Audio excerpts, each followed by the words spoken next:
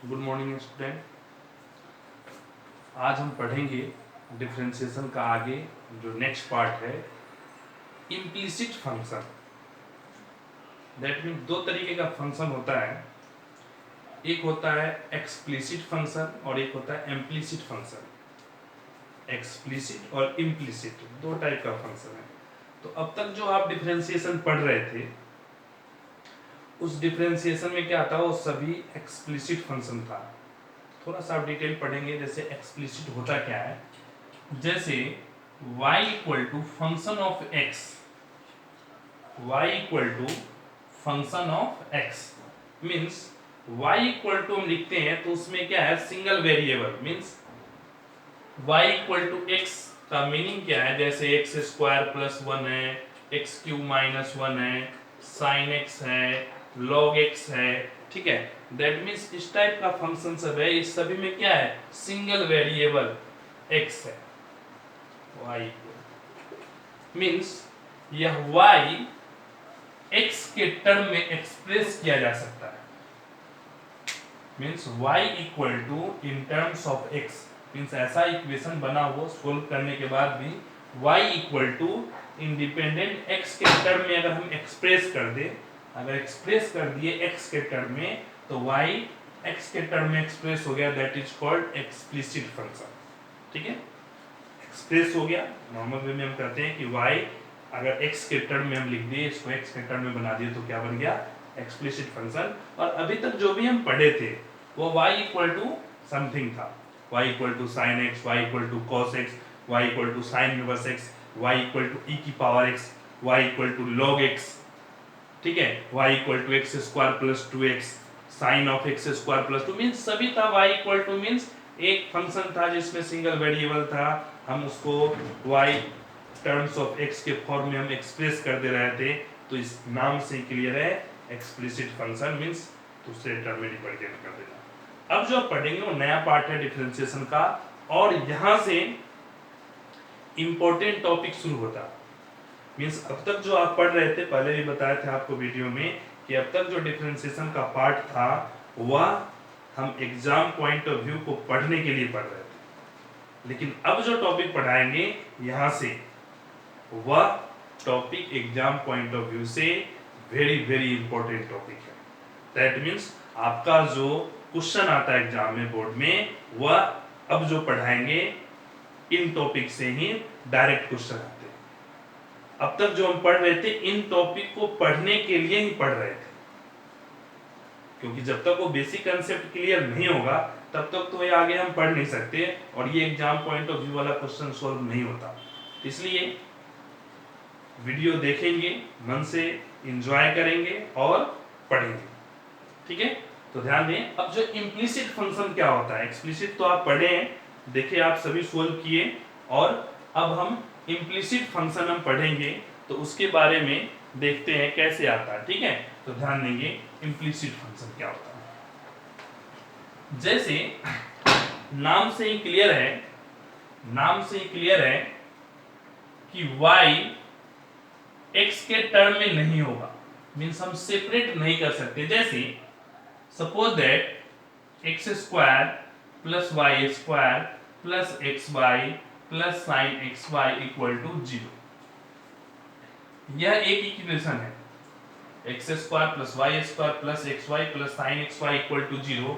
अब यहाँ y equal to हम कैलकुलेट करेंगे, अगर y इक्वल टू कैलकुलेट करेंगे तो एक ऐसा टर्म आएगा जिसमें x और y दोनों प्रेजेंट है। y इक्वल टू अगर हम सोल्व करते हैं तो इसमें ऐसा टर्म आता है जिसमें x और y दोनों प्रेजेंट होता है, दैट इज हम इसे कहेंगे इम्प्लिसिट फंक्शन। मींस हम y को इंडिपेंडेंट x के टर्म में एक्सप्रेस नहीं कर सकते। क्लियर हुआ? Means single y equal to सिर्फ x के टर्म में एक्सप्रेस नहीं कर सकते, मीन्स y इक्वल टू लिखेंगे तो भी x और y दोनों प्रेजेंट होगा। जैसे अगर यहां से हम y स्क्वायर कैलकुलेट कर दे तो क्या जाएगा, माइनस साइन एक्स वाई, ठीक है, minus x y minus x square under root हो जाएगा। ठीक है, मीन्स जो भी फंक्शन है आपको समझाने के लिए, ठीक है, कि जो भी फंक्शन आए अगर उसमें एक्स वाई दोनों प्रेजेंट रह गया, y इक्वल टू सोल्व किए और एक्स वाई दोनों प्रेजेंट रह गया, मीन्स वो एक्सप्लिसिट नहीं है, वह एक्सप्रेस नहीं हो रहा है independently, that mean that is called implicit function, जिसको हम एक्सप्रेस नहीं करें। ठीक है, तो इस टर्म को डिफरेंशिएशन करने के लिए हम क्या करते हैं, कैसे सोल्व करते हैं इस टाइप के क्वेश्चन को। जब तक मैथमेटिक्स का सबसे मेन कंसेप्ट है कि आप जब भी इन क्वेश्चन सोल्व करते हैं तो उसके रिगार्डिंग जो थ्योरेटिकल है फॉर्मूला वो बहुत कम होता है, 2-3 फॉर्मूला होता है, सिंपल सिंपल क्वेश्चन होते हैं, लेकिन उसका एप्लीकेशन ज्यादा होता है। और एप्लीकेशन समझने के लिए जब तक हम प्रैक्टिस नहीं करें अलग अलग टाइप के क्वेश्चन का, हमें वेरिएशन का पता नहीं चलता। हम भी पढ़ाते हैं, जो भी बता रहे हैं एक लिमिटेड क्वेश्चन है, हर टॉपिक का अनलिमिटेड क्वेश्चन है, जितना ज्यादा चाहे ज्यादा से ज्यादा आप प्रैक्टिस कर सकते हैं। और बुक में क्वेश्चन अवेलेबल है, बुक में है, नेट पे बहुत जगह अवेलेबल, बहुत सारे क्वेश्चन है, बट एक बेसिक कंसेप्ट, कुछ क्वेश्चन लिमिटेड क्वेश्चन बताते हैं, आप उसको यूज करके, अब ये पर्सन टू पर्सन वेरी करता है कि कौन कितना ज्यादा प्रैक्टिस करता है। और यही कारण है कि same class teacher same classroom में बहुत सारे बच्चे हैं, कोई टॉप करता है, कोई एवरेज रह जाता है, कोई फेल करता है। इसका मेन रीजन है प्रैक्टिस, क्योंकि ये पर्सन टू पर्सन वेरी करता है। जो बच्चा ज्यादा से ज्यादा प्रैक्टिस किया वो बहुत अच्छा हो, कम प्रैक्टिस किया एवरेज रहा। जो एकदम इधर उधर में ध्यान लगाए लगे, एक्सक्यूज बनाते गए, बहाना बनाते गए, ये नहीं वो नहीं, तो एक्सक्यूज में रह गए, लास्ट में उसका रिजल्ट भी एक्सक्यूज वाला ही आता है। तो इसलिए प्रैक्टिस करें ज्यादा से ज्यादा। तो देखेंगे, जैसे आपको सिंपल सा क्वेश्चन बताते हैं, x4 plus y4 x to the power 4 plus y to the power 4 plus 4xy minus 100 equal to 0। x की पावर 4 प्लस y की power 4 plus 4xy minus 100 equal to 0। अब ध्यान देंगे यहां भी एक्स वाई मिक्स करके दिया हुआ है, अब तक इंडिपेंडेंट था, यहां से एकदम बेसिक कंसेप्ट से शुरू करेंगे, ध्यान समझेंगे। अब तक जितना भी आप फॉर्मूला पढ़े हैं वो सब अब यूज होगा। इस टॉपिक के लिए अपना कोई नया फॉर्मूला नहीं है डिफरेंशिएशन करने का, जो आप पढ़े हैं अब तक वही यूज होगा इस टॉपिक में भी, आगे वाले टॉपिक में, बस थोड़ा पैटर्न चेंज हो जाता है, क्वेश्चन सोल्व करने का तरीका बदल जाता है कि हम सोल्व कैसे करें। तो देखेंगे जैसे ये क्वेश्चन है, ठीक है, x की पावर 4, अब एक एक टर्म को अलग अलग हम डिफरेंशिएट करेंगे। तो x की पावर 4 को डिफरेंशिएट करेंगे, क्या करेंगे, पावर मल्टीप्लाई में, और पावर एक कम 4 है, पावर कम हो गया 3, ठीक है, x के रिस्पेक्ट में डिफरेंशिएट कर रहे हैं, इसलिए अब y की पावर 4 है, इसको डिफरेंशिएट करेंगे तो 4y की पावर 3। अब ध्यान देंगे x के रिस्पेक्ट में किए इसलिए यहां हो गया, सभी एक क्वेश्चन में हम सभी को एक ही वेरिएबल के रिस्पेक्ट में हम डिफरेंशिएट करते हैं। जैसे हम x के रिस्पेक्ट में करेंगे, सभी को हम x के रिस्पेक्ट में करें। अगर अकॉर्डिंग टू क्वेश्चन आगे आएगा हमें y के रिस्पेक्ट में डिफरेंशिएट करना होगा, हो सकता है अदर वेरिएबल t के रिस्पेक्ट में भी डिफरेंशिएट करना होगा, ठीक है। जैसे हम फिजिक्स में पढ़ते हैं, हमें वेलोसिटी कैलकुलेट करना है, तो हम क्या करते हैं, डिस्टेंस को टाइम के रिस्पेक्ट में डिफरेंशिएट करते हैं, तो क्या आता है, वेलोसिटी आता है, मींस वहां टाइम के रिस्पेक्ट में किए। अब वेलोसिटी को अगेन t के रिस्पेक्ट में डिफरेंशिएट करें तो क्या बन जाता है, एक्सेलरेशन बन जाता है। दैट मींस वो क्वेश्चन पे डिपेंड कर रहा है कि किस फंक्शन को किसके रिस्पेक्ट में डिफरेंशिएट करें।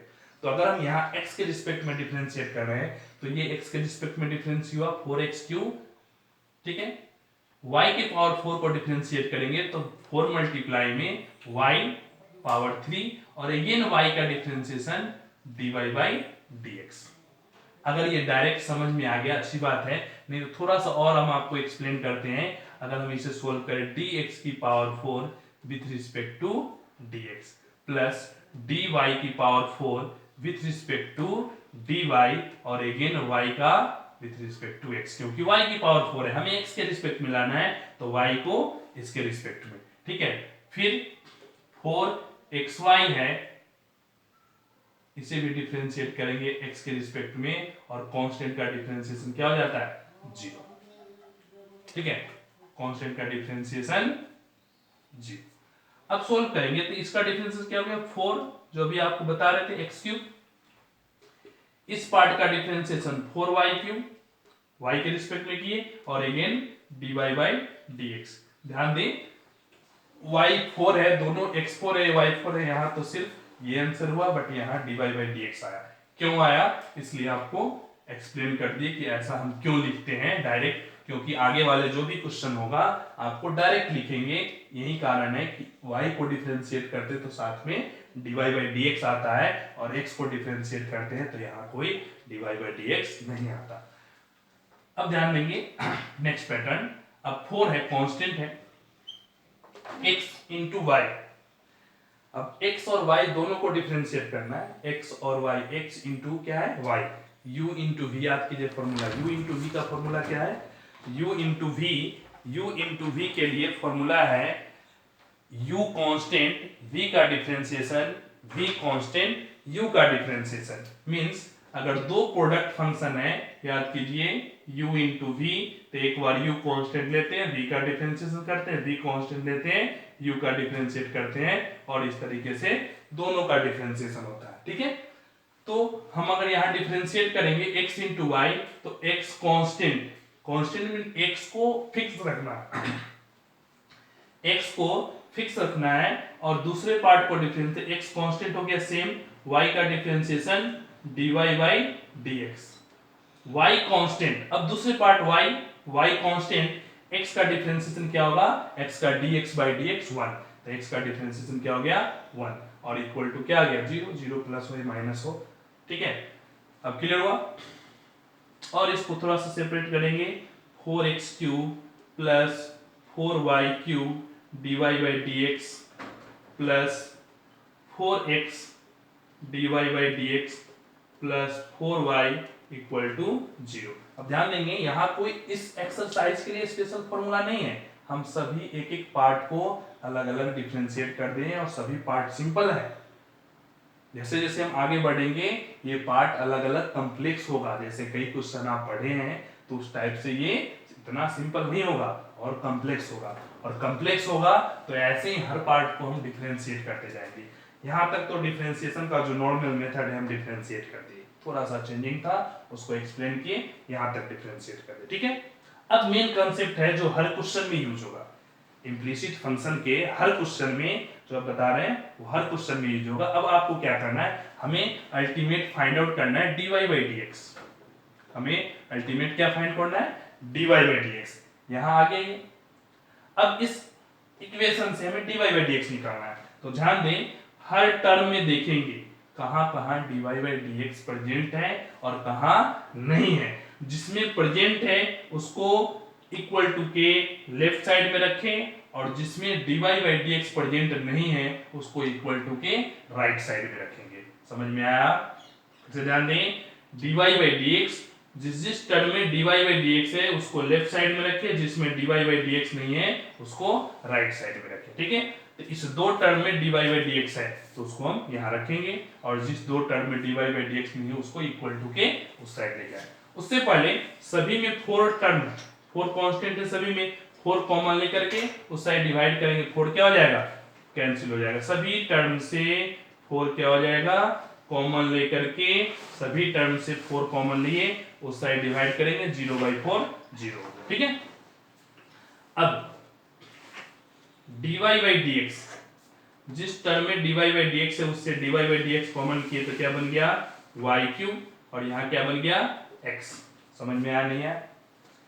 दो टर्म है, इस दोनों टर्म से dy बाई dx हम कॉमन ले लिए, तो यहाँ से क्या बच गया y क्यूब, यहाँ क्या बच गया x। इक्वल टू सोल्व करेंगे तो क्या आएगा minus y minus x cube, ये प्लस में माइनस में, प्लस है माइनस में, दोनों टर्म माइनस हो गया। अब हमें dy बाई dx, तो जो मल्टीप्लाई में वो क्या हो जाएगा, जो यहाँ मल्टीप्लाई में है वो यहाँ क्या आ जाएगा डिवाइड में, तो y क्यूब प्लस x है, तो हम इसको क्या करेंगे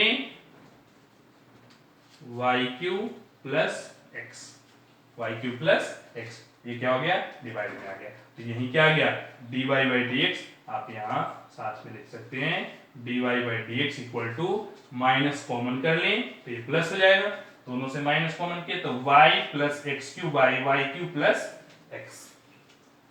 इस तरीके से हम डिफरेंशिएट करते हैं इसका इम्प्लिसिट फंक्शन का। ठीक है, अब ध्यान देंगे एक और मेथड है जिससे हम डायरेक्ट आंसर निकाल लेते हैं। एक और मेथड है जिससे हम क्या करते हैं, डायरेक्ट आंसर निकालते हैं, बट उसका यूज हम shortcut method, that means question को डायरेक्ट आंसर निकालने के लिए करते हैं, कभी ऐसे बोर्ड में सब्जेक्टिव के लिए यूज नहीं करते। अब जैसे देखेंगे यहां dy by dx equal to ऐसे हम सोल्व किए और ये आंसर आया। ठीक है, सोल्व किए, ये आंसर आया। अब ध्यान देंगे वो मेथड क्या है, आपको समझाते हैं। पहले डायरेक्ट आपको आंसर ला करके देखते हैं कैसे आंसर आ जाता है।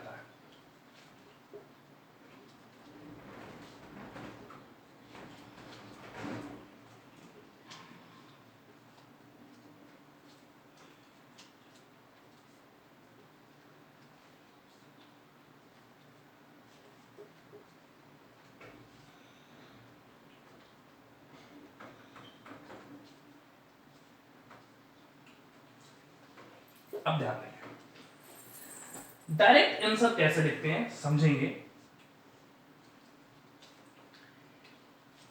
dy by dx equal to del y, ध्यान देंगे del x del function with respect to x by del function with respect to del y। Partial differentiation जिसको कहते हैं, हम डायरेक्ट आंसर लिखने के लिए फिर से आपको रिपीट कर रहे हैं, इससे हम डायरेक्ट आंसर निकाल सकते हैं, बट ये एक्चुअल मेथड सब्जेक्टिव सोल्व करने के लिए नहीं है, ऑब्जेक्टिव एक लाइन में सोल्व करने के लिए। ध्यान देंगे ऐसा कैसे किए। तो जो भी फंक्शन है इसमें, अब यहां देखना दो वेरिएबल है x और y, इसमें थोड़ा सा अलग टाइप से कंसेप्ट यूज होता है। इसमें क्या करते हैं, एक बार जो y है उसको एज ए कांस्टेंट सपोज करते हैं। y को क्या करते हैं, एज ए कांस्टेंट सपोज करते हैं और डिफरेंशिएट करते हैं।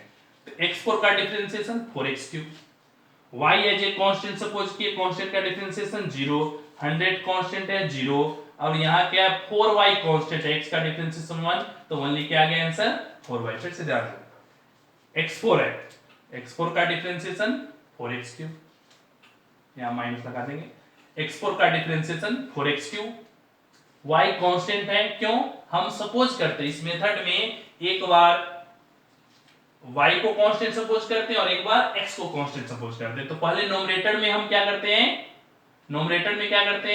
y को कांस्टेंट सपोज करते हैं, तो y कांस्टेंट हो गया, तो कांस्टेंट का 0, constant 0, 4y as it is हो गया, कांस्टेंट x का वैल्यू डिफरेंशिएशन 1। अब डिनोमिनेटर में क्या करते हैं, x को कांस्टेंट सपोज करते हैं, नोमरेटर में y को कांस्टेंट, डिनोमिनेटर में x को कांस्टेंट। तो अगर x कांस्टेंट, x की पावर 4 का 0, y4 4y3, और यहां से 4x, y का डिफरेंस 1, कांस्टेंट दोनों केस में कांस्टेंट है।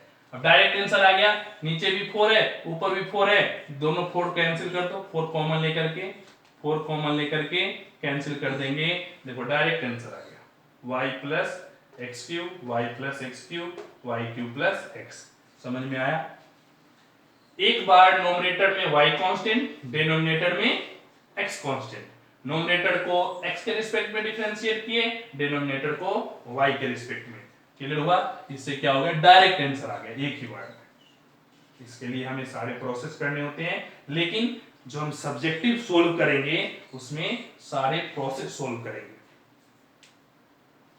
ऑब्जेक्टिव डायरेक्ट आंसर लिखना है, उसके इसमें हम इस मेथड को यूज कर सकते हैं। आंसर क्योंकि आपको सिर्फ आंसर लिखना है और आंसर डायरेक्ट लिखते हैं, ये माइंड में रहना चाहिए। ये आपके सिलेबस में ऐसा method, direct method syllabus objective के लिए है, ट्रिक है, इसको यूज करेंगे। बट सब्जेक्टिव सोल्व करने के लिए जो नॉर्मल मेथड है, जिस तरीके से आपको स्टार्टिंग में बताए, वही मेथड यूज करेंगे। नया जो बताए वह सिर्फ ऑब्जेक्टिव के लिए। तो अगला क्वेश्चन देखेंगे और सोल्व करेंगे, सिंपल सा है।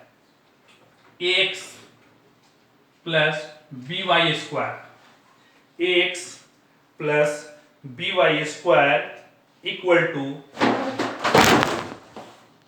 cos y, ax plus b y square equal to cos y। तो इसको अगर हम डिफरेंशिएट करेंगे तो क्या आएगा, x का differentiation a, b y square का डिफरेंशिएशन 2b वाई स्क्वायर का 2by dy बाई dx। ध्यान दें b as it is constant हो गया, y स्क्वायर का डिफरेंशिएशन 2y, अगेन y का differentiation dy by dx, cos y का माइनस sin y और अगेन y का डिफरेंशिएशन dy बाई dx। ध्यान दें क्यों हम dy बाई dx लगाए, क्योंकि x के रिस्पेक्ट में डिफरेंशिएट करते हैं और x के रिस्पेक्ट में डिफरेंशिएट करने से dy बाई dx इस फॉर्म में आएगा। क्लियर हुआ। अब नेक्स्ट ध्यान देंगे, आपको पहले ही बताए थे कि हम उस टर्म को एक साथ करते हैं जिसमें dy बाई dx क्या है, dy बाई dx एक साथ करेंगे और जिसमें dy बाई dx नहीं है उसको हम अलग करेंगे। तो यहां देखिए इस टर्म के साथ dy बाई dx है, इस टर्म के साथ dy बाई dx है, तो सोल्व करेंगे तो क्या आएगा 2by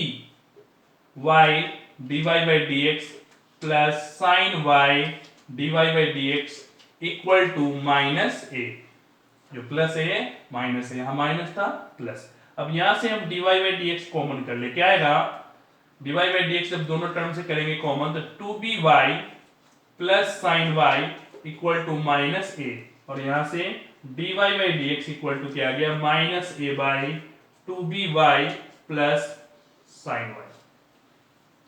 क्या हुआ minus a by 2by plus sin y। ठीक है, तो इस तरीके से हम डिफरेंशिएट करेंगे और आंसर लाएंगे। अगला क्वेश्चन देखते हैं।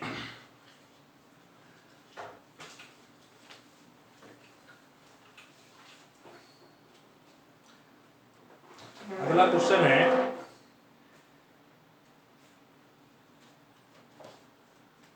sin y equal to x sin a plus y।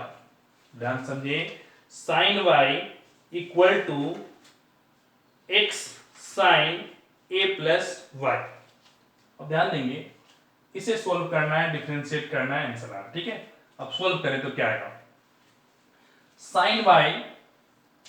अब ऐसे क्वेश्चन है जिसमें कई बार क्या होता है हमें आंसर प्रूफ करना है और कई बार हमें सिंपल फॉर्म में आंसर लाना है। तो ऐसे क्वेश्चन में ध्यान देंगे, बोर्ड में पूछा हुआ भी क्वेश्चन है और इसका थोड़ा सा कैलकुलेशन भी आपको सही पैटर्न में यूज करेंगे तब जाकर के सोल्व होगा। अगर डायरेक्ट अगर हम नॉर्मल तरीके से सोल्व करने लगे तो ये और कॉम्प्लेक्स हो जाएगा और पता नहीं क्या आंसर आएगा। ठीक है, तो पहले इसको हम सिंपल फॉर्म में लाते हैं। तो इसको लाने के लिए आपको इस तरीके से x equal to sine y by sine a plus y। ध्यान दें x equal to sine y by sine a plus y। ठीक है, क्लियर हुआ। सिंपल सा हम इस टर्म को इधर लाए x equal to y। Generally question को हम x के रिस्पेक्ट में डिफरेंशिएट करते हैं और आंसर आता है। यहाँ आपको थोड़ा सा और अलग सोचना होगा। पहले बताएं कि अकॉर्डिंग टू क्वेश्चन हम x के रिस्पेक्ट में करेंगे, y के रिस्पेक्ट में करेंगे, हो सकता है t के रिस्पेक्ट में करना पड़े, तो क्वेश्चन पे डिपेंड करता है। ये सिर्फ माइंड में यह याद करके नहीं रखें कि बस x के रिस्पेक्ट में सभी को डिफरेंशिएट करना है। ठीक है, तो ध्यान दें अगर हम इसको y के रिस्पेक्ट में करते हैं तो क्या आएगा dx बाई dy। अब ध्यान दें तो जैसे हम x के रिस्पेक्ट में करते थे तो y का डिफरेंशिएशन dy बाई dx, तो अगर x को y के रिस्पेक्ट में डिफरेंशिएट किया तो क्या आएगा dx बाई dy। ठीक है, अब फिर से एक बार और ध्यान देंगे, जैसे x की पावर 4 का अगर हम x के रिस्पेक्ट में करें तो क्या आएगा 4x क्यूब, लेकिन यही x की पावर 4 को अगर y के रिस्पेक्ट में डिफरेंशिएट करें तो क्या आएगा 4x cube but dx by dy। जैसे हम y4 का डिफरेंशिएट कर रहे थे तो क्या रहा था 4y क्यूब y के रिस्पेक्ट में, लेकिन अगर यही x के रिस्पेक्ट में डिफरेंशिएट करेंगे तो क्या आएगा इनटू में dy बाई dx। तो ध्यान रखिए, हमें इस पे विशेष ध्यान देना है कि हम किसके रिस्पेक्ट में डिफरेंशिएट कर रहे हैं। अगर x के है तो क्या होगा, y के रिस्पेक्ट में करेंगे तो क्या होगा, मींस अब हमें क्या करना है, y के रिस्पेक्ट में डिफरेंशिएट करेंगे।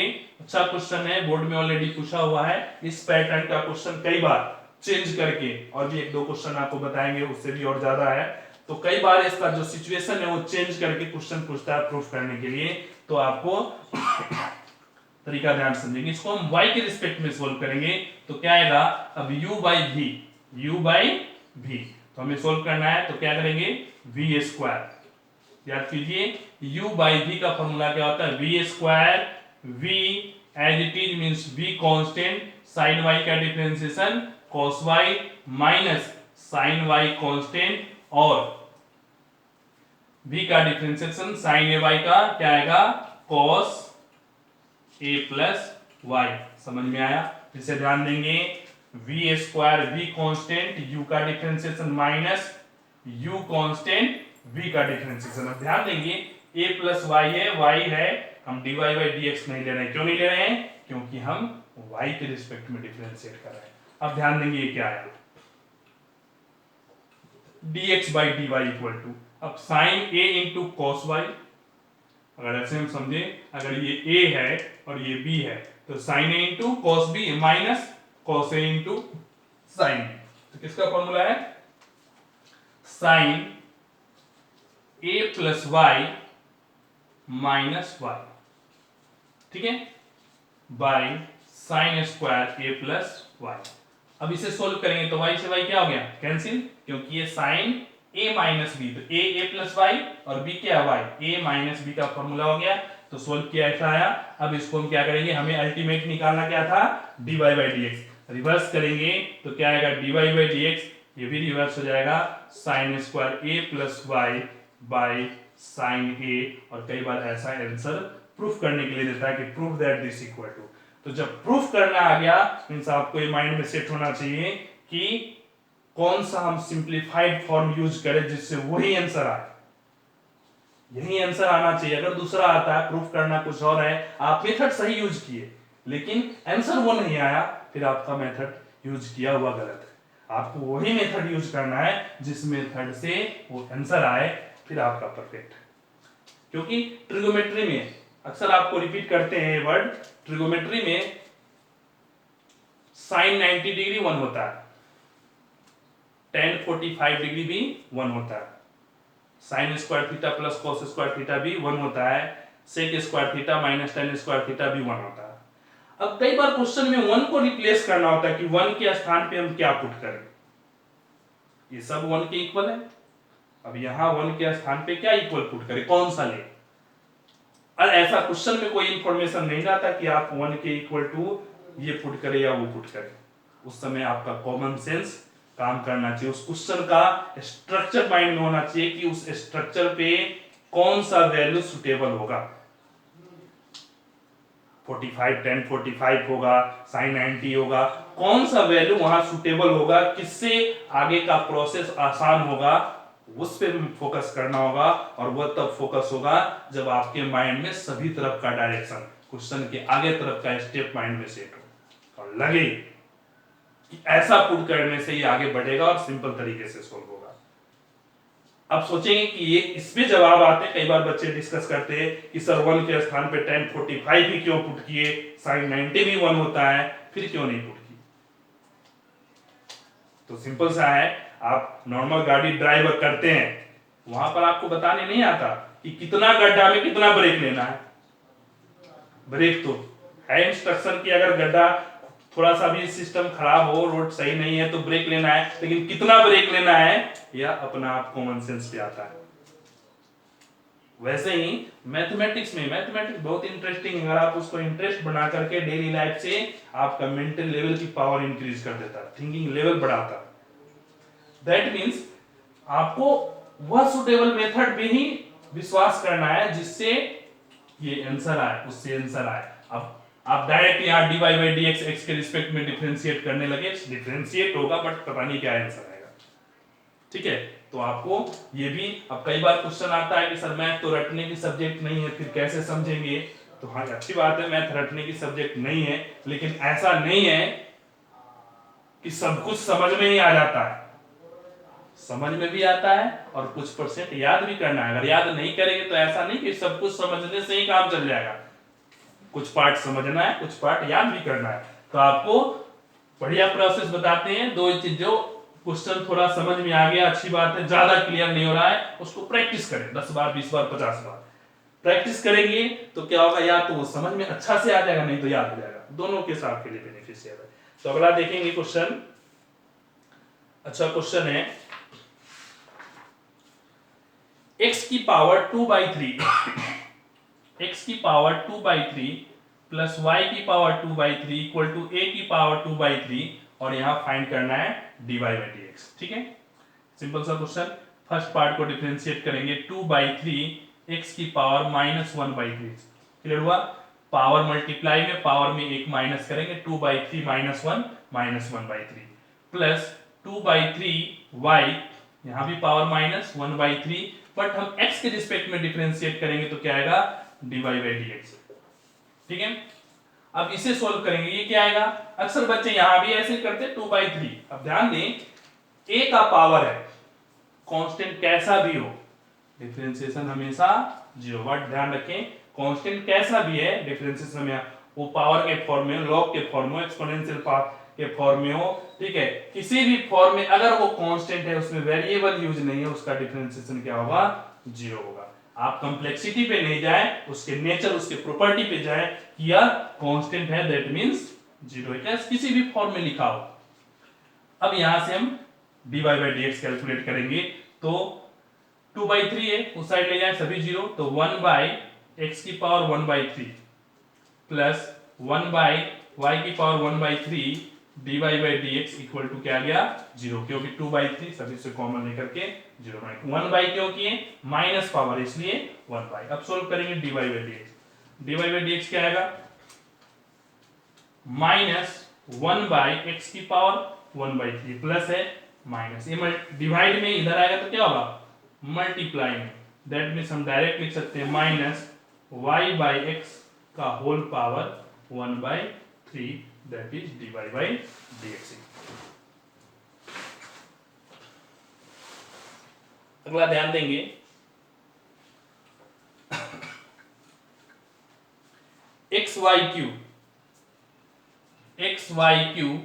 Plus xy³ plus yx³ equal to x। ठीक है, xy³ plus yx³ equal to x। Find dy by dx। ठीक है, तो डिफरेंशिएट करें, यहां यूज करें u into v, x constant, y का 3y² dy by dx। ठीक है, या यहां सिंपल क्वेश्चन है, यहां भी x है, यहां भी x है, यहां भी x है, तो हम डायरेक्ट इसको थोड़ा सा और सिंपलीफाई तरीके से सोल्व कर सकते हैं, और सिंपल थोड़ा बना दे इसे। क्या करें, x कॉमन ले लें तो क्या आएगा, y² plus yx² equal to 1। Clear हुआ, सॉरी y³ x कॉमन लिए, यहां से x किए, ठीक है, और ये क्या हो गया। अब इसको सोल्व करेंगे तो क्या आएगा, 3y² dy by dx plus y constant, x² का differentiation 2x plus x² constant, y का differentiation dy by dx constant का 0। और हमें dy by dx निकालना है, कॉमन सा method, dy by dx common लेंगे, 3y² plus x² equal to -2xy। पहले बताए थे, जहां जहां dy हो, dy by dx उसको एक साथ, और जिसमें नहीं हो उसको दूसरे साइड में। तो क्या आएगा, dy by dx -2xy by x² plus 3y², और इस तरीके से हम